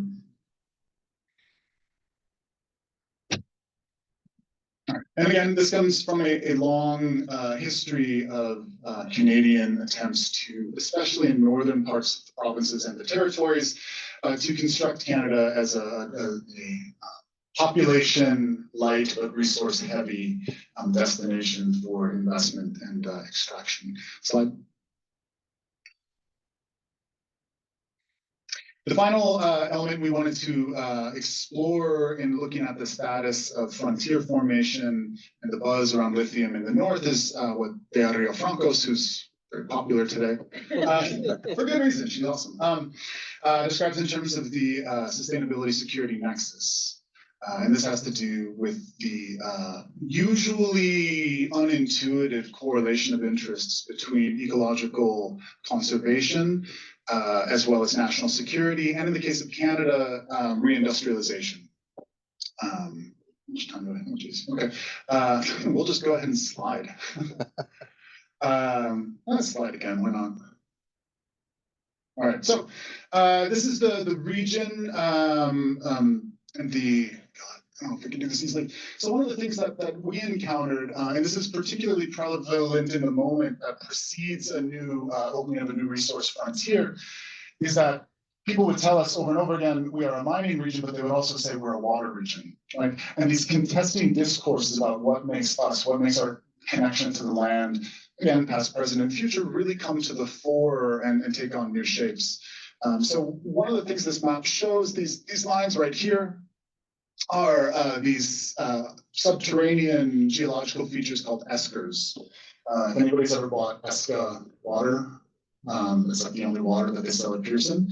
That's water that comes from this region, actually right next to the proposed Altier mine. Like you can almost throw a rock and hit it. And shockingly enough, the Eska company is on board with the Altier mine, which was, even though the mine is definitely projected to impact these eskers. Eskers are deposits of sand and pebbles and other rocky things that filter water. They're leftovers from the last ice age and produce, according to multiple surveys, the purest drinking water on the planet. And one of the things that community groups have really mobilized around is this notion of, maybe we're a mining region, but the fact that we're also a water region, and this mine in particular, the proposed Altier mine, would risk our, our ability to also extract clean water, produces these competing sort of claims, both on identity, but also economic activity. And one of the things that, and Rio Francos actually also talks about this in another article, but one of the things that we found, and I think this also plays a role in the Mesa de 33 in Argentina around Guayaquil, is that it's actually the buzz phase, these moments of increased investment, increased discursive activity, and redefinition, that communities actually have their best opportunity to influence the trajectory of a mining project before infrastructure and kind of irreversible investments get put in place. Slide. This is an illustration of when I say this is a mining region, this is what I mean. So this is the town of Malartic, where we have Canada's largest open pit gold mine. It's 6 kilometers long and 2 kilometers wide. It displaced a community, that town of Malartic, where that giant hole is. There actually were 200 houses that were displaced. And in return, I just wanted to drop this comment so that we can maybe talk about it a bit later, the impact benefit agreement between the mining company, again, Glencore, so a Swiss mining company, not a Canadian mining company. The impact benefit agreement was essentially that really, admittedly, it's a really nice park. It's got like a baseball diamond and a cool skate park you can't see in this picture. But that's the impact benefit agreement, or that's part of it. One of the key here is particularly in thinking about the debate around free, prior, and informed consent, or free, prior, and informed consultation, depending on who you ask, is that those IBAs, in the case of Canada, are usually sealed by non-disclosure agreements. And so it's actually very difficult to figure out what actually is being exchanged for access to a mining deposit. And it's also, but the one thing we do know is that it's cheaper than taxes. It's cheaper than putting it above board. Why don't we, let's go slide. Slide again. Okay. All right. So thinking then, this is what I was going to mention before from the other Rio Franco's work, is that it's in this moment of the buzz, and these are around the proposed Altier mine, which is something like 30 kilometers away from the North American lithium mine, owned by the same company, by Sayona, Quebec.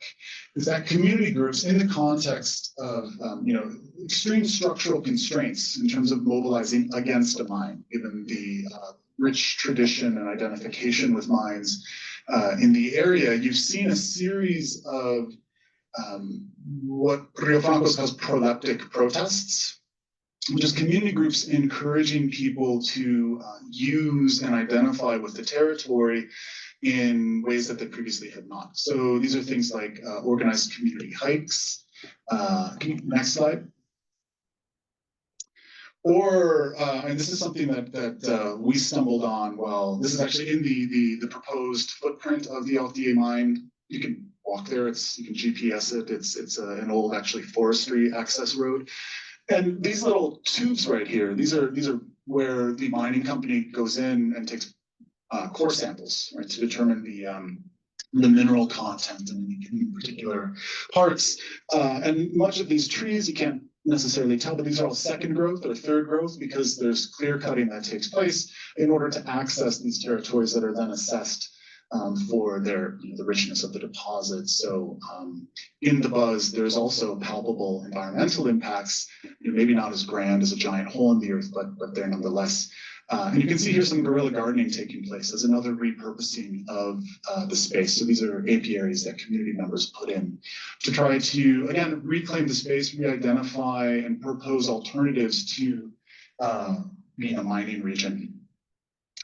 A lot more to say about mining region and Abitibi's place in energy transitions and Canada's kind of approach to critical minerals and industrialization around critical minerals. But I'd like for us to not talk anymore. So if you could go to the end of this, one more. There we go. Nope. Too many.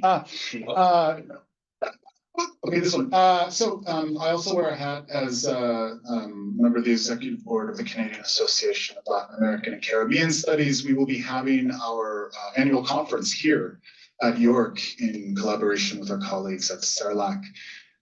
And so I'm inviting you all to join us for more conversations around development, resource extraction, and maybe some of the kind of shared asymmetries across the Atlantic, across Africa and Latin America. Just FYI, if you are interested and are looking at that, the call for papers has actually been extended into January 17th, I believe. So you've got a few more days to apply. But yeah, we'll keep talking. Maybe have a workshop or something there at some point. Anyway, I'm done. Thank you.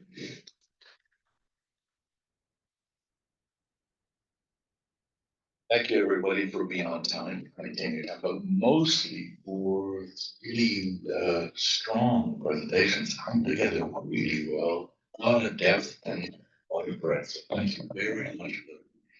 I learned a lot.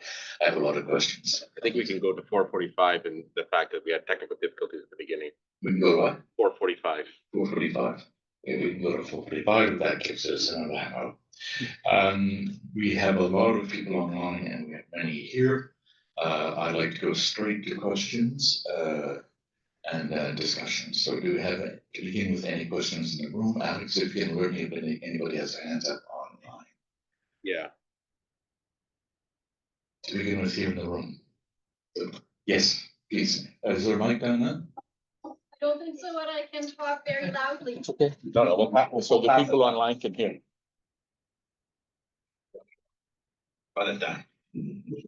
Thank you very much. Steffi Hamann, in the social science department here at York. And my question is primarily to Miriam, maybe also a bit to Craig and Donald, and certainly anybody else who wants to chime in. What sort of regulation, if you were to dream, would be the gold standard in your opinion? And I'm primarily interested in whether you think FPIC could simply be codified and that would be the answer to these problems, or could something like the duty to come into an agreement be put into law? Or based on what you've seen, do you think those sort of things would be undermined if we try to officially codify them? Thank you. Thank you very much. Yes, for all your presentations, they're really illuminating. Thanks a lot. For Miriam and sorry, I forgot your name. Sorry, yes. So you both mentioned the relevance of international norms and international standards regarding the right to free, prior, and informed consent. And I'm just curious about the way in which these international standards and norms influence public discourse, particularly among organizations resisting, negotiating, engaging with states and other actors in processes of lithium extraction. Any reference to that would be amazing. I have to leave at 4:30, so I'm sorry. I want to be able to stay until 4:35. want to address those two questions and we take some more? Yeah? For now, is that right? Oh, one more? Okay, we'll take one more and then. So we don't have one more.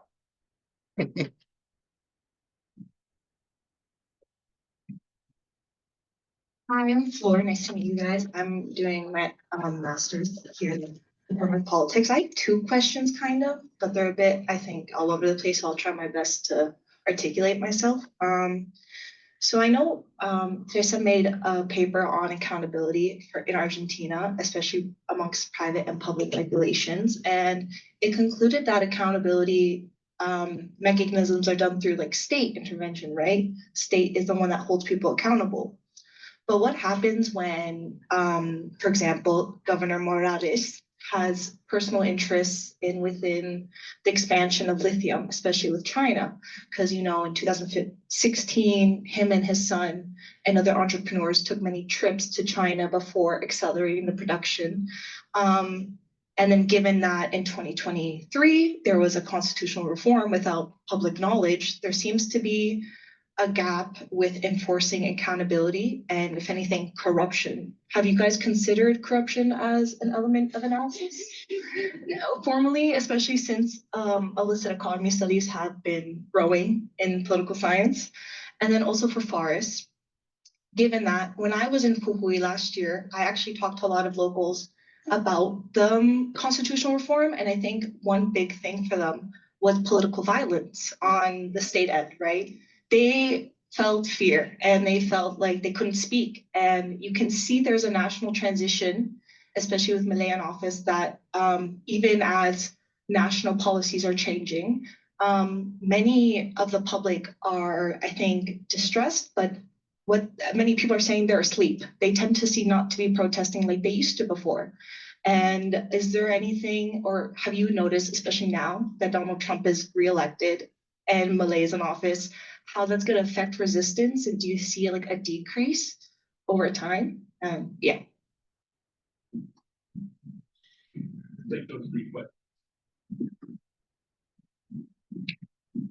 Let's take those three questions, begin that. Okay, should we use a mic or just?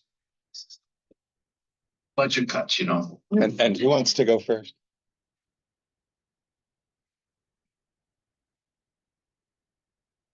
Throw them back and forth. Who wants to go first? Miriam, yeah. The first ones were directed at you. Okay, so to answer the question about codifying FPIC, obviously many people have written about this and thought about this. And I think like just in my view, and from my master's research, the state is always going to seek to restrict as much as possible the scope of Indigenous jurisdiction.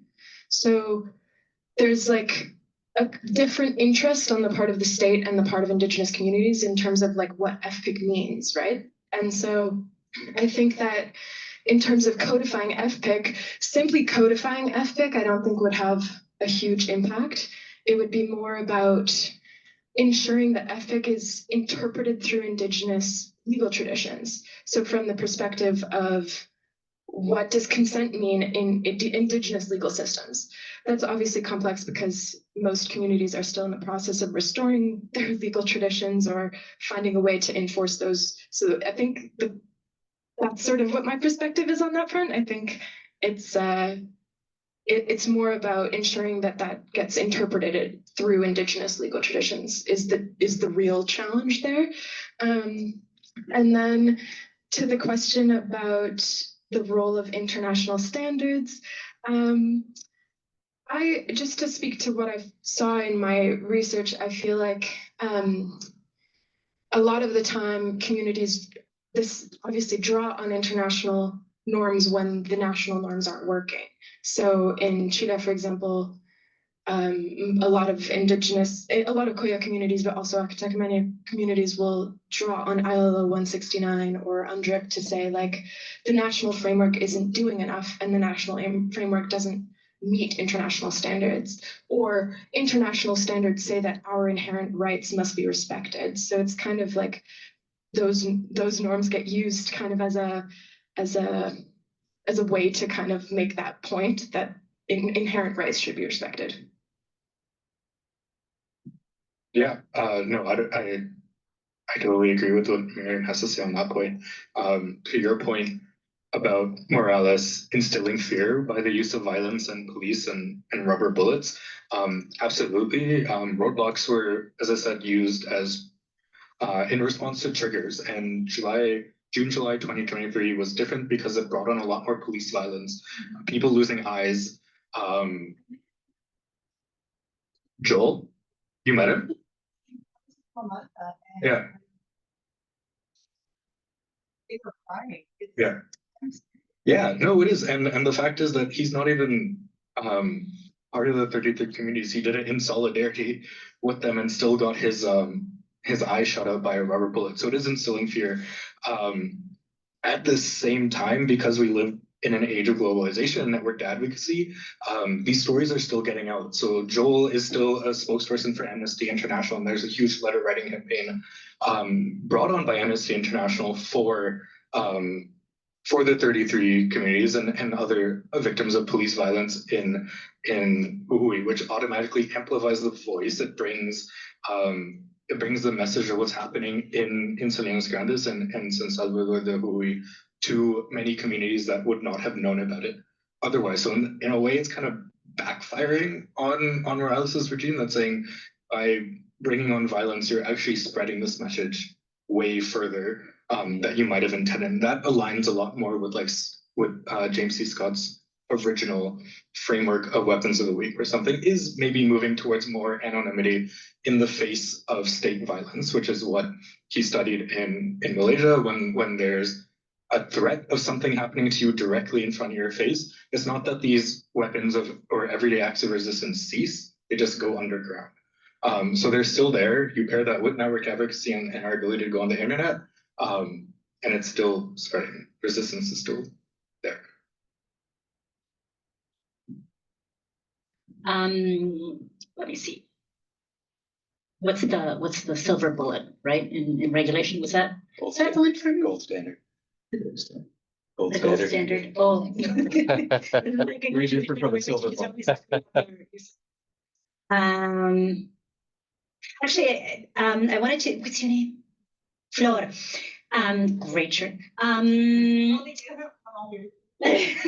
So I think. Well, so I just want to I want to clarify that the article that you're referring to is comparing private standards to international. Private standards like IRMA, the Initiative for Responsible Mining Assurance, which is supposed to be the gold standard of private governance of critical minerals, comparing that to local legislation. Because the idea is that these countries don't have enough of a framework, they don't have enough legal capacity, they don't have, there's a lot of corruption. So we are looking at it theoretically. So we weren't looking at implementation, what actually happens on the ground. So that's the big caveat. And what we wanted to see is what is the distance between private regulation and public regulation. So in fact, this ties into the earlier question of what is the regulation that matters. Increasingly, the one that carries the day, that is enforced, that is looked at, that is actually implemented is private regulation. The work that we've done with Craig shows that the ecosystem of transnational regulation around mitigating harm, social, ecological, economic harms to as a result of critical of this green extractivism, it's mostly governed by private codes, standards, etc. But it's also the one that's best enforced. So I think there's something very interesting for political scientists to look at about the rise of the consumer as the most authoritative actor within global supply chains as opposed to the citizen. And so it's not just about the state moving out, but it's also about the citizen moving out of the equation and the consumer moving in to take in that space. I just wanted to say one more thing about Millet. I think that just one. It's he's only been in office for a year. People are really happy about, even though you're poor, like, one out of every two Argentines is poor, cannot afford to make ends meet. There's something that population, this is a topic of study in political science, is what do you ascribe to governments? And inflation is something you ascribe to governments, the ability to control inflation. Milei has controlled inflation. Of course, you can control cancer by killing a patient too, right? Which is kind of what's happening. Like people are just going poorer and poorer because they've stopped printing money, but they've also stopped public expenditures and welfare programs. So I just think give it time. But yeah, unfortunately, there's a lot of suffering in between. Just to jump on a bit with what Teresa was saying, because I was part of the project too. Yeah, I mean, like Irma, yeah, cite me. No, Irma, I mean, like Irma actually has tighter restrictions or tighter regulations in terms of its consent. Like communities have veto power over whether or not an operation opens up in their territory, but they have no enforcement. This is why, like, I refer to Irma as a brand, not as it's not a, because the only enforcement Irma has is you no longer get to attach their brand to your project.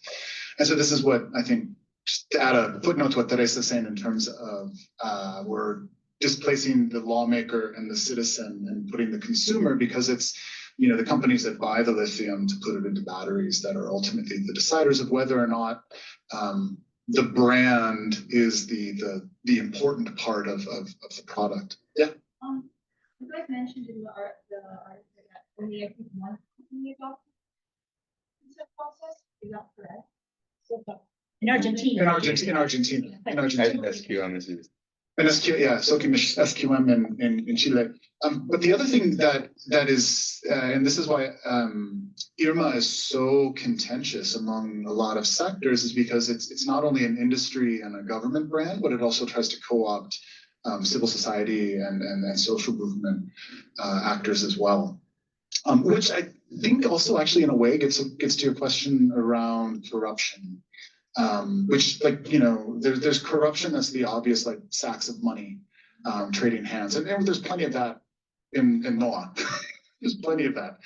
But then there's also, like, in Quebec, which, developed country, etc., has fairly involved community input process and environmental review that's independent, autonomous from state agencies. But it's a completely underfunded, understaffed. So it's there. It's got, on paper, it's a wonderful. These are the BAP reviews. It's got everything you'd want in terms of a gold standard. It's just like an office of 5 people trying to handle all of the mineral exploration and extraction projects in the province. Let Craig talk. I'll do my best. Thank you. I guess I'll pick up on that question around standards and what may or may not be the gold standard. And I think if we're talking about something like Irma, there you're talking about an extensive list of things that companies need to do to achieve different variations on their scale, like 50, 75, 100 on their scale in terms of how they're being certified.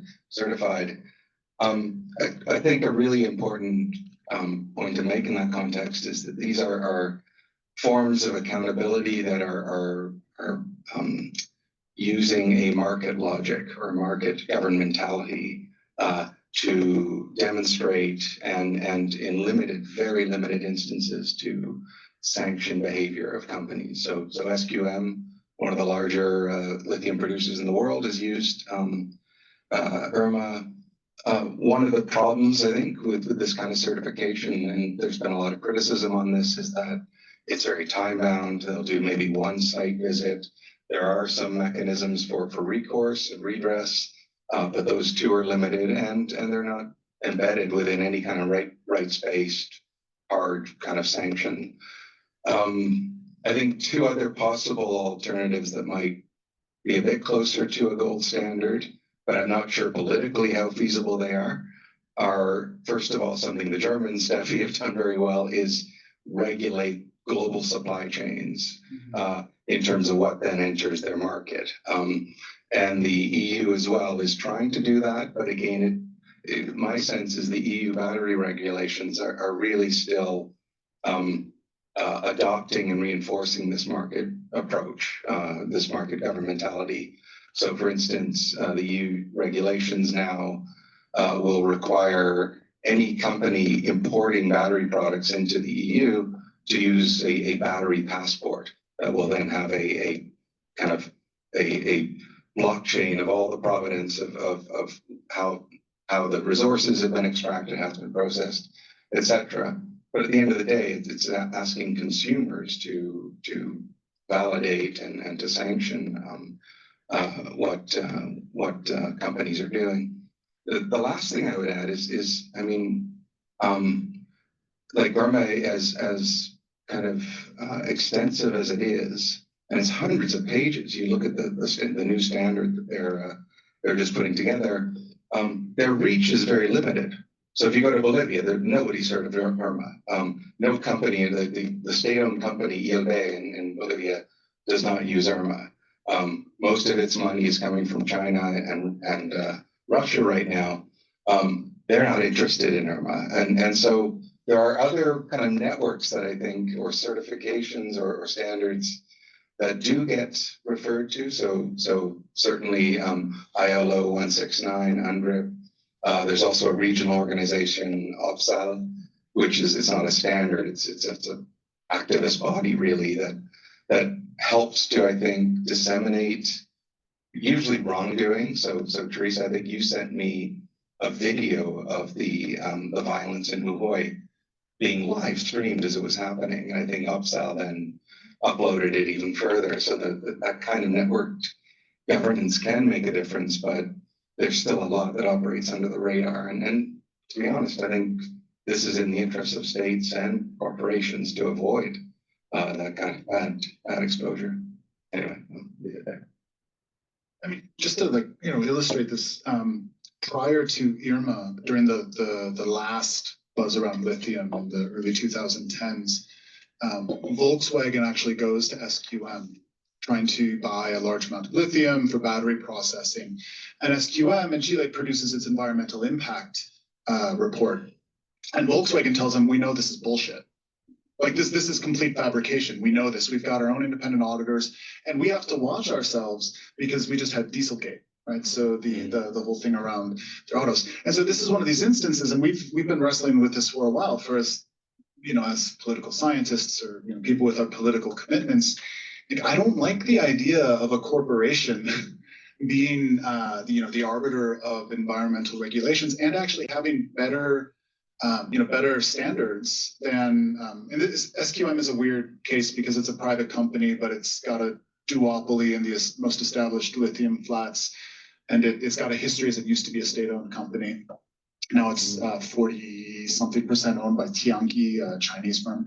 But this is an instance where all democratic roads towards accountability are like out the window. And it's the company deciding that because of our reputation, and then later because of the EU standards, we're going to force the local company to have a more rigorous, environmentally friendly, socially inclusive, and etc.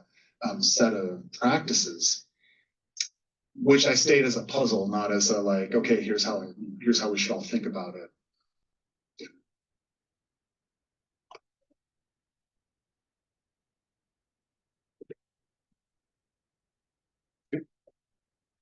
Thanks.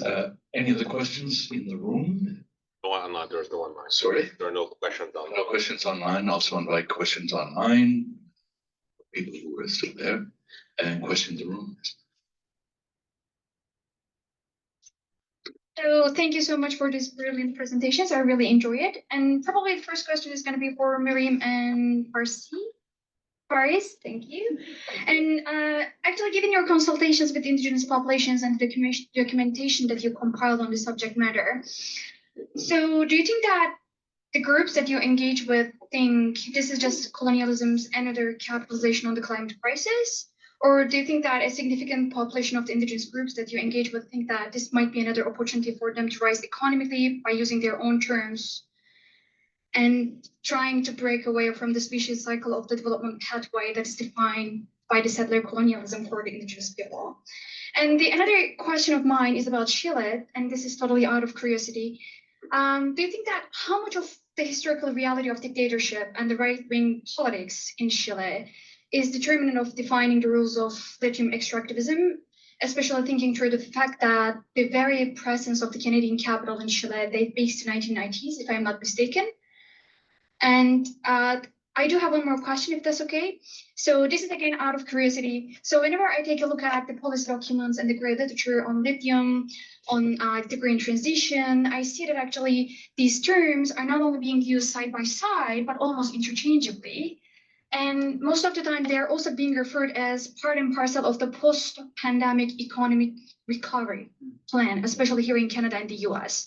Do you think that does it make a difference that the national policies are framing these issues by referring to the post-pandemic or not? I think that's it. Thank you. You have the questions for the moment? Okay, Clay. You get the last word.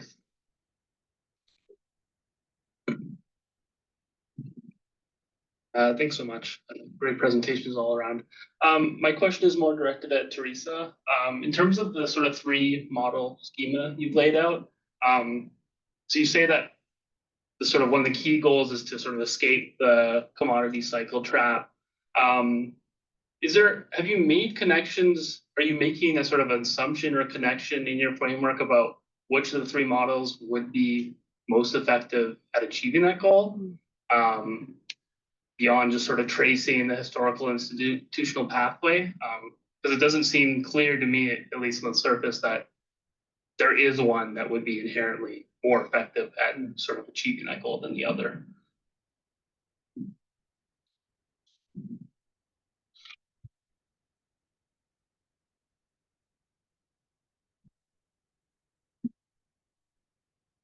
Who wants to go first? I can go first. Yeah, please. Yeah. Okay. I just Up on the last question, fresh in my mind. We have purposely stayed away from saying this is the best, because what counts as success? Is success producing the most lithium? Is success retaining the most royalties? Is success counting with the consent of those affected? What is the best pathway? What is the best strategy to meet what goals? And this is part of what we're working with Craig as well, is whenever you find a policy or an actor that's being required, there's a political claim for an actor to act in particular ways, it's because there's a whole causal logic of problem. What constitutes the problem, and how is that problem what is the internal causal logic of that problem that needs to kind of be unearthed? So whenever you say this is the best pathway, you're carrying a lot of baggage on editorial baggage, right? Undoubtedly, Chile is the one that is collecting the most revenue, despite the fact that Argentina is super open for business. The Bolivian case has a lot of echoes in other resource nationalist experiments in Ecuador, right there, and others. It has not worked as planned. So there's Plan B now with the Chinese and Russian investments. And Argentina has a ton of lithium growth, if you will, which is not necessarily translating into revenue, like national revenue, nor in terms of economic growth attached to lithium. So we're still GM, we're still like soy country, So yeah, we've tried to stay away from adjudicating. Take this pathway. Yeah. Do you want to? To just briefly answer your question about like how communities feel about lithium, I think people seem to feel the same way as any other mine. It's like realistically, a lithium mine versus a gold mine in indigenous territories isn't going to make a big difference. But that's not to say that like communities really engage with the state and companies based on an understanding of like what the options are for them. So if they are in a position to try and stop a mine, they will, but sometimes people feel that the best way for them to influence a mine is to negotiate with the government or a company, et cetera. So I think it really just depends on what kind of possibilities of actually getting something and actually enforcing their will, like to what degree, which strategy or which combination of strategies will allow a community to enforce their will to the best of their ability. So often people will literally protest and also get a negotiated agreement, but still protest, things like that. Often companies will try and stop that from happening. Like they'll, put something in an IDA that says that, say, the band council is not allowed to support protests or something like that. That often happens in Canada, but overall communities use all the strategies that they have to make whatever they want to happen, if that makes sense. And yeah, I'll pass that off to Just to address the question about the shadow of Pinochet. Yes, like what the list would be shorter to talk about legislation in Chile that's not directly impacted by the dictatorship and the constitution that the dictator gave us than it would be to talk about things that are free from that shadow. SQM in particular, and lithium, the two major operating lithium companies actually extracting are Albemarle and SQM. They're granted a duopoly by the dictatorship when he names lithium a strategic mineral way back when. And so now what we're seeing is the role of Canadian companies in Chile at the moment is primarily in the junior sector and exploration and making initial investments with an eye towards what's coming down the road. The other thing that we never got a chance to talk about is that the new kind of element of the partner state in Chile is that Boric has called for a national lithium company that will be kind of I don't know even what the right word here, under the tutelage of Codelco, the national copper company, with an explicit mandate to create joint ventures with foreign, with established extractive companies, right? Which is another legacy we can say, as with everything else.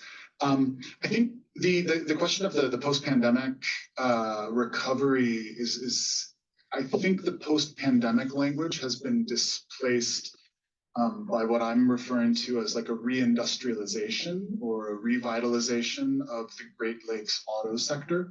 We're seeing that here in Ontario as well as Quebec.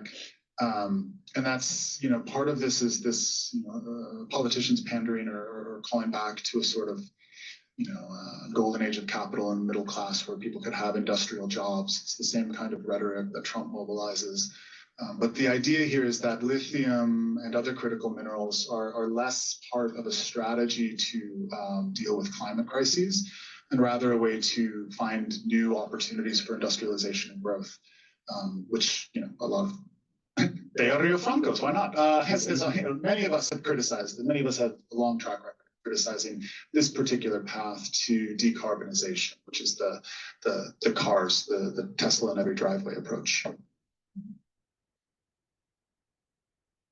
In the interest of time, I think we're nearing the end. Yeah, I won't add any more to the conversation. Just to say thank you to everyone here and everyone online today for joining in such an interesting discussion. And again, thank you to Richard and to Alex for inviting us here. It's wonderful to be with you, and also we as a team. It's been a while since we've been together in person, so it's great to have these conversations, and I hope it'll be the first of many to come. Thank you. Thanks very much. Thanks for a wonderful presentation.